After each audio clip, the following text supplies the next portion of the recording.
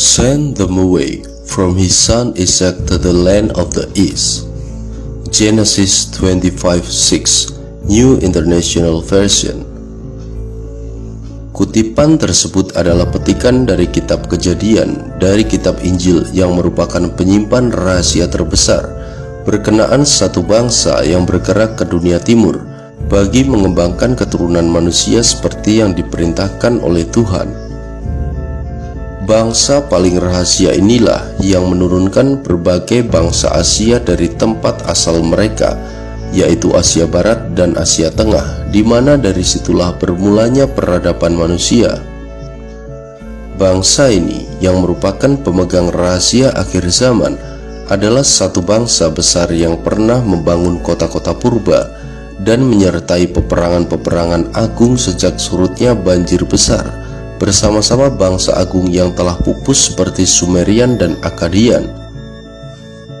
Sesungguhnya kisah pengembaraan bangsa ini merupakan satu epik yang teramat panjang, lebih panjang dari epik Homer, The Iliad and the Odyssey.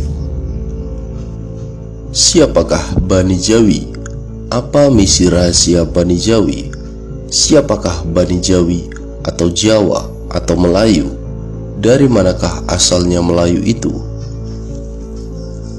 Ketika ramai ilmuwan memperdebatkan kaum-kaum yang hilang seperti The Lost Tribe of Israel, Atlantis, Lemuria, Sodom, and Gomorrah, malah masih mencari-cari siapakah Gog and Magog. Rahasia bangsa misteri ini masih terpelihara di dalam tabut rahasia sejak beribu-ribu tahun. Tiada siapa yang tahu dari mana asalnya bangsa ini. Bagaimana bangsa ini boleh wujud di tanah paling selatan benua Asia, di penghujung dunia? Bangsa yang hilang masih tidur dan ditidurkan di ujung dunia setelah penat mengembara. Bangsa misteri berehat dan berehat, tidur dengan lenanya, senyap sunyi tanpa siapa mengganggu. Walaupun Hitler telah pergi ke Tibet mencari bangsa misteri ini, tetapi dia juga ketinggalan jejak mereka. Di manakah bangsa misteri ini meneruskan perjalanan mereka? Masih adakah masa lagi untuk menjejaki mereka? Mengapa Israel bersusah payah membangun pangkalan dan pengaruhnya di Singapura? Apa kaitan Cina Singapura dengan Yahudi Zionis? Adakah terdapat apa-apa perancangan ketika Stamford Raffles menjejakkan kakinya di pulau Singapura? Apa hubungan bangsa Melayu dengan bangsa Yahudi? Apakah dia altar paling rahasia bangsa Melayu? Apa yang terjadi 2000 tahun sebelum Masehi di antara Melayu dan Yahudi? Di ujung dunia, bangsa ini masih nyenyak tidur.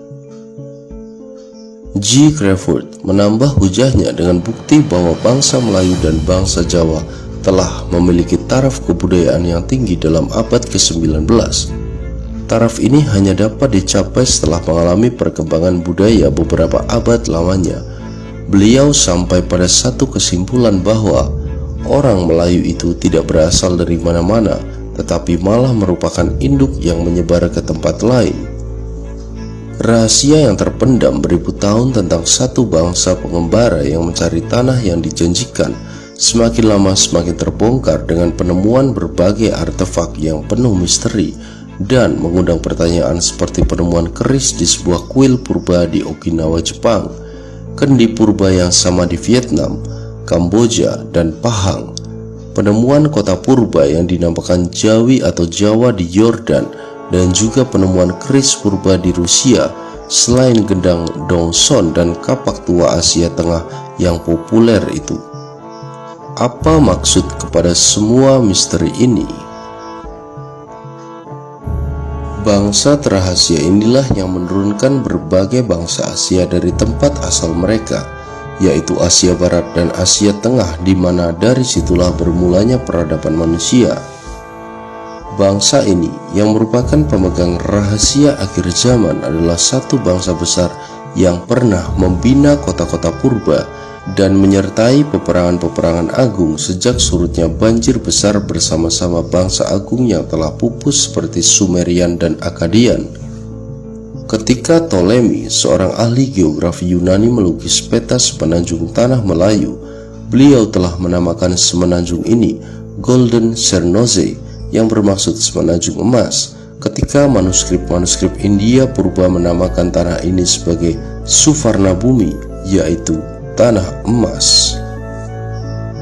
Sebuah manuskrip Yahudi purba menceritakan sumber bekalan emas untuk membangun negara kota kerajaan Nabi Sulaiman diambil dari sebuah kerajaan purba di timur jauh yang dinamakan Ofir. Kajian dari manuskrip kuno Fir'aun Mesir dan hieroglif di dinding-dinding kuil telah mendapati bahan pengawet, kapur barus, dan rempah-rempah untuk upacara ritual mengawetkan mayat diimpor dari sebuah kawasan di sebelah Nusantara ini. Apa yang terjadi di Nusantara beribu tahun yang silam? Benarkah ketika Fir'aun Mesir sedang membangun piramid, bangsa yang tinggal di Nusantara masih bercawat dan melukis gambar monyet di gua-gua? Nampaknya perdagangan rempah telah berjalan beribu tahun dahulu, malah bangsa misteri di Nusantara telah mampu mengekspor emas, dikala kerajaan lain hanya mampu memperdagangkan kendi-kendi, gendang, dan keramik purba. Adakah sejarah yang kita baca selama ini betul-betul tepat? Sesungguhnya, kisah pengembaraan bangsa ini merupakan satu epik yang teramat panjang, lebih panjang dari epik Homer, The Iliad, and the Odyssey. Di Selat Malaka, kedua-dua kumpulan ini bertemu.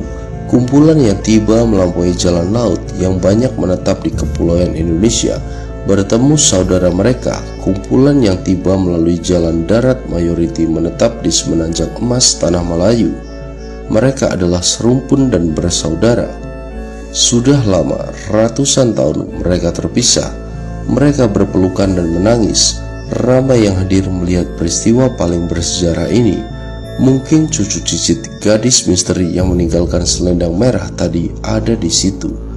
Bangsa Keturah telah bersatu di Selat Malaka, di tanah yang dijanjikan, the land of the East. Apakah rahasia bangsa Melayu 2500 tahun terdahulu?